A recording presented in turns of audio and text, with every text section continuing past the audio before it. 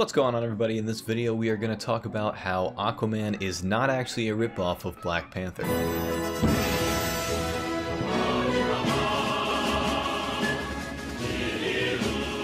So, just basing off the couple trailers that have come out, next month's Aquaman movie starring Jason Momoa looks promising. However, there's a whole bunch of people that are up in arms because they say that it is a blatant ripoff of Black Panther. While yes, it is true that both stories have a throne that needs to be inherited, and an evil family member comes and steals the rightful throne from our hero, and then the hero needs to go back through a difficult and character-altering journey to win back the throne.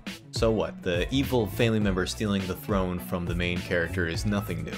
Just because it's a superhero movie doesn't make it any different. And before you start criticizing Aquaman for having a story that's a little similar to Black Panther's, how about you take a look at Black Panther first? Albeit an amazing movie, it is definitely not the first movie to tell this exact story.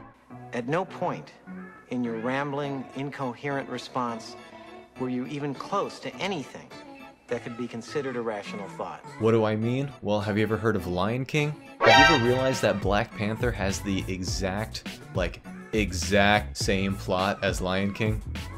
That's right, the tale of two cats starts with someone murdering their brother, and they both take place in huge kingdoms in Africa. Stick-wielding elders give the royal Jamba Juice to the hero and everyone gets super hyped. Although an evil family member wants the throne and fights the hero, hurling him off a cliff, and everyone thinks he's dead. It becomes clear the new leader is actually a savage and only has his own interests in mind. The villain manipulates his people and sets shit on fire.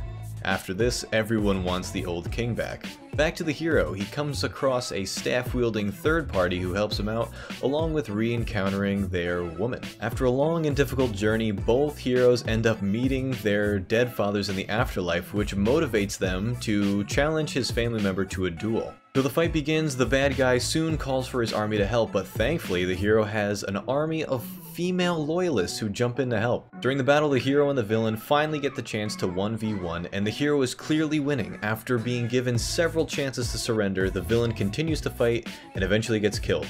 After this, everyone lives happily ever after. So yeah, Aquaman is definitely not ripping off Black Panther, and hell, Black Panther isn't even ripping off Lion King. You wanna know why? Why, Eddie? Well, I'll let you in on a little secret. They're all based off Hamlet. Yeah, Hamlet. You ever heard of it? It's a pretty minor story written by an indie writer from the 1600s. It's not very important. Because seriously, this archetype of plot is not even something that Marvel hasn't only covered once. Have you seen Thor Ragnarok? It has like a pretty similar story to Black Panther if you think about it.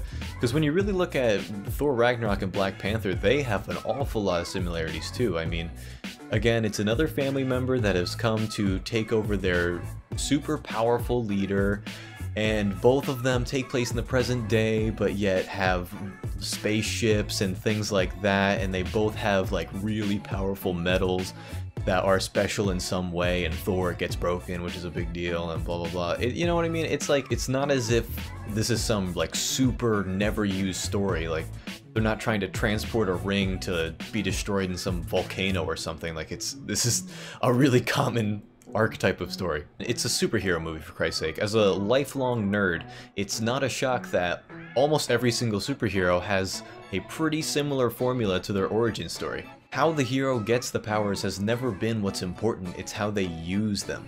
Also, one thing that is going to be a difference, I assume, is the importance of like the secondary villain. Yeah, both of them fight their family members in the movie, but in Black Panther he fights Claw, and Claw is basically, spoiler, out of the picture within like the first half of the movie. I think that Black Manta is going to be a threat throughout the entire movie, and where Black Panther kind of just ends when Killmonger is defeated, I think that in Aquaman the brotherly conflict is going to be resolved probably like 3/4 through the movie, and then they're going to have to, as a now united nation, take out Black Manta and his goons. But anyway, superhero movies are amazing. Don't worry too much about comparing them to one another. Just go out and see Aquaman on December 21st, 2018, right at the beginning of the holiday season. Let's really hope DC can fix this. I think at the beginning of next week, I'm going to be coming out with a video called Why Aquaman Could Be a New Beginning for DC. So I'm optimistic. It looks pretty good so far. Let's hope they don't fuck this one up. So if you enjoyed the video, please leave a like and subscribe, and if you disagree and you think that it really is just a complete knockoff, feel free to comment below. If you do agree with me, feel free to agree with me in the comments down below, or suggest any upcoming videos in the future. And if you want to stay up to date with any videos, live streams, or reviews that I'm doing, feel free to follow me on Twitter at @TheNerdSupreme_. Thank you guys so much for watching, and stay tuned for more movie, Marvel, gaming, anything like that videos coming up in the near future. Thank you guys so much for watching. Have a great rest of your day.